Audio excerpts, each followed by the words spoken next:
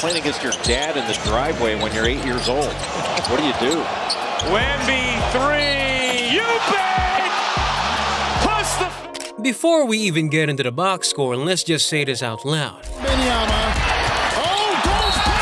That might have been the most disrespectful, most unfair individual performance we've seen in an NBA game in the last 10 years. And it wasn't just that Victor Wembanyama did it, it was how he did it and who he did it to. Because this wasn't against some tanking roster full of two-ways and contracts that expire next week. This was against the Dallas Mavericks, rolling out Anthony Davis and Dereck Lively in the front court. Two dudes who are supposed to erase shots, own the paint, and make people think twice about driving. And Victor Wembanyama made them both look like they were trying to guard him in a Nerf hoop in somebody's driveway. 40 points, 15 rebounds, 3 blocks, 0 turnovers. 30 minutes. That's not a line, that's a warning. And the crazy part, that wasn't even supposed to be the story of the night. Gets it into Wembanyama, guarded by Washington. Wembanyama, the fake, the reverse, and the fake. But before we start, if you love basketball and you're one of the 90% who watch without subscribing, it's time to join the NBA Inside family. Click it and let's live this season together. This game was hyped as the Cooper Flag welcome party. First overall pick, big debut, all eyes on Dallas, right? Nope. That script got ripped in half by a 7'5" French alien who basically walked onto the court, looked at the league and said, "Hi, I run things now." Because from the moment the game tipped, it wasn't basketball. It was a declaration. Anthony Davis, one of the best defensive bigs of this era, a guy who usually makes all-star level players small, suddenly looked like he was stuck in slow motion while Wemby was on 2 times playback. Dallas tried AD, Dallas tried Lively, Dallas tried help, Dallas tried sending extra length and extra size and extra physicality. Wemby just kept punishing them like he was bored. He spun, he stepped through, he went up and under, he hit the glass, he stretched them out. He took contact like it didn't matter, he straight up toyed with them. And on the Spurs bench, professional basketball players were laughing, hands over their mouths, shoving each other like kids in homeroom. That's how unreal it looked up close. You had veterans who've seen literally everything this league can offer, reacting like they just watched Thor pick up the hammer for the first time. Because in a way, that's what it felt like. We've all seen Victor Wembanyama before. We've all seen the highlights. Wembanyama wants it from the logo. We've all heard he's going to change the sport for a year now. But this wasn't look at the potential, this was that future you were scared of, it's already here. And that just gets more wild when you remember what he's coming back from. This was his first regular season game since February, when his season was shut down after he was diagnosed with a blood clot in his right shoulder.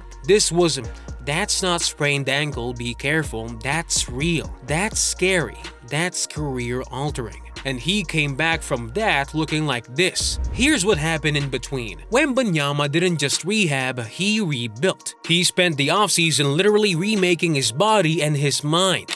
That's for sure one way of describing it, but I'm not sure this is like a label you can put on me, but yeah, for sure. Of course, it's one of the things I think about.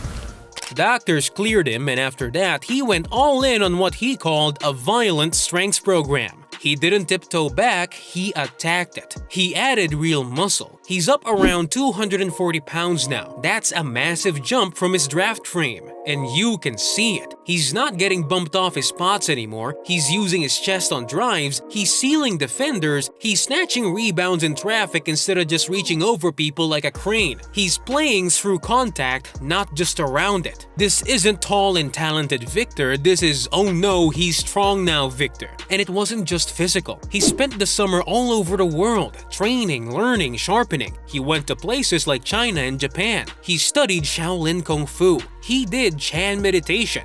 It was a great experience. My goal going there was putting my body through things it's not used to do, and allowing it to widen my range of movement and strength. He's literally out here working on discipline, breath control, strike timing, and internal calm. While other guys are doing summer runs in pickup gyms in LA, he's in a temple learning how to weaponize his mind. Who does that? He even went back home near Paris and hosted his own event, a basketball and chess tournament. And you can laugh at that if you want, but that's the most Wemby thing of all time. He's treating the whole sport like a long-term strategy puzzle. And if you watched him against Dallas, it shows. He didn't look rushed for even a single possession. He didn't play like a 21-year-old coming off a health scare. He played like someone who'd already solved the game before it started. No wasted dribbles, no panic spins, no rookie hurry-up shots. Everything was deliberate. Everything had a purpose. It was terrifying. Listen to him after the game. I think those are 4 games that we're supposed to win. You know, like if we lost them, we would have been disappointed. He wasn't pounding his chest, he wasn't doing the I told you thing, he just smiled and said, "It was nice, wasn't it?" That's all. Meanwhile, the entire building is still trying to figure out what they just watched. Let me give you a few snapshots from the game because they tell the whole story. He gets the ball at the elbow. Anthony Davis shades middle, so Wemby just pivots, takes a long glide step baseline, stretches like a human ladder, and finishes through contact. Foul and 1. AD looks at the ref like, "What do you want me to do with that?" He blocks Dereck Lively at the rim, clean, full extension, volleyball spike energy, sprints the floor in like 5 steps, no joke, then stops, sizes up the closeout, creates separation with a little sidestep 3, takes the hit and turns it into a 4-point play. You're not supposed to be able to do those things in the same sequence unless you're playing on rookie mode. He grabbed a defensive board in traffic, immediately pushed the break himself, and instead of looking awkward like most 7-footers do in the open court, he looked smooth, in control, patient, drop-off pass for a dunk. It's not even about the points. Like say one day we lose a game and the other team made a record amount of threes and a field goal percentage, and it's about the fact that you're basically watching a 7'5" point forward who also happens to be the most unfair rim protector since early Dwight, and it never looked like he was out of gas. That's what's insane. This wasn't a 40-point game where the guy needs 44 minutes to get there and he's on his knees at the end. Wemby put up 40, 15, and 3 in 30 minutes with 0 turnovers. Read that again. That stat line basically shouldn't exist. Since the late 1970s, you can count on one hand the number of players who've gone 40 and 15 without a single turnover at all. Most of those guys weren't doing it while guarding Anthony Davis, erasing the paint, and stepping back into threes like they're practicing for the All-Star Saturday night. Also, that 40, most points ever by a Spur in a season opener. More than George Gervin, who dropped 39 in 1977. He joins Tim Duncan as the only Spur to go at least 30 and 10 in an opener. If you're a San Antonio fan, you don't need anyone to explain how loud that is. You're not supposed to be in Duncan Gervin territory in Game 1 at age 21. That's not how timelines work. But here's where I want you to lock in, because this is bigger than just wow, crazy box score stuff. Around the 4-minute mark of watching this game back, you hit this moment where you stop focusing on what Victor is doing and you start noticing what it means. Because for the first time in a long time, the Spurs don't just look like a rebuilding team with a special prospect. They look like a real, actual problem. They defended, they ran, they showed chemistry. They didn't even have their starting point guard, De'Aaron Fox, the guy they invested huge money in, and they still looked organized. They still looked balanced. They still looked like a team. Stephon Castle, last year's Rookie of the Year, slid into the lead guard role and looked totally comfortable. He finished with 22, 7, and 6. He controlled pace, he defended, and he made the game easy for everyone else. Dylan Harper, the number 2 overall pick this year, came off the bench and gave them instant pop. Harper's got his first bucket at home.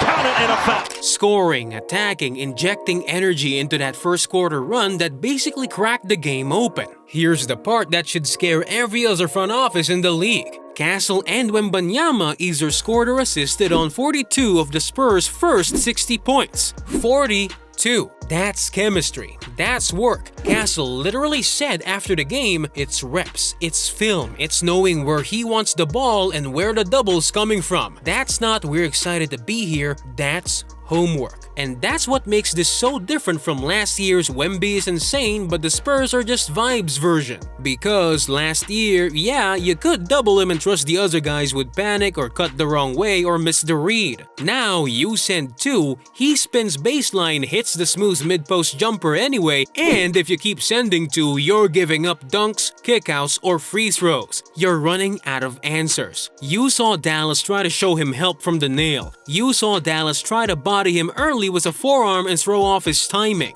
You saw Dallas dig down off shooters and dare the pass. None of it mattered. He was patient. He read it. He didn't cough the ball up once. That's what should terrify people. It's not that he scored 40, it's that he scored 40 and the Mavericks never found the defensive button that actually did anything. And let's say this clearly. This is not someday MVP talk anymore. This is he's walking into the season with a legitimate Defensive Player of the Year ceiling and the real MVP argument if the Spurs win games talk. Because the added strength doesn't just let him bully mismatches and finish through hits. It also lets him stay on balance when he's contesting. He's not flying out of plays anymore, he's absorbing. He's absorbing, then recovering. He's already the best lob deterrent in the sport. And now he's erasing jumpers. What are you even supposed to do with that? San Antonio clearly sees it too. You can feel the organizational shift. They re-signed the guys they believe in. They brought in Fox. They drafted high-level young talent to grow with him instead of just stacking random vets. They're not waiting around for 5 years. They're clearly aiming at the postseason again. Soon. And Wemby, listen to him talk. He's not chasing highlights. He's not acting like a celebrity. After all this, after breaking Dallas in half of national TV, his message to his own locker room was, "We needed to make a statement. I feel like it's time to take the next step. We're tired of losing." That's not a quote from a kid trying to get Rookie of the Year. That's a quote from a franchise player demanding standards. And just to be super clear, this didn't feel fluky. It wasn't Wemby banking in 3 prayers at the horn or getting 20 of his points at the free throw line off bailout whistles. It looked repeatable. It looked planned. He knows exactly what he wants to be. San Antonio knows exactly what they want to build around him. And the rest of the league, they're officially on the clock. Because if this was game 1, back from a blood clot, still working into shape, still figuring out lineups, then what happens when Fox returns and Castle levels up even more? I mean, you know, when we play against Miami, it's going to be a tough game, no matter what part of the season it's in, so. And Dylan Harper starts getting comfortable and the spacing improves and they stop making the normal young team mistakes. What happens when this is normal? Here's the answer. You start circling San Antonio on your calendar not out of respect, out of fear. So yeah, if you're still thinking of Victor Wembanyama as the kid with potential, that's outdated. The potential is now. The ceiling is now. The league is already behind. And for whoever draws him next, good luck. Backup plan, backup plan, backup prayer. You're gonna need all 3.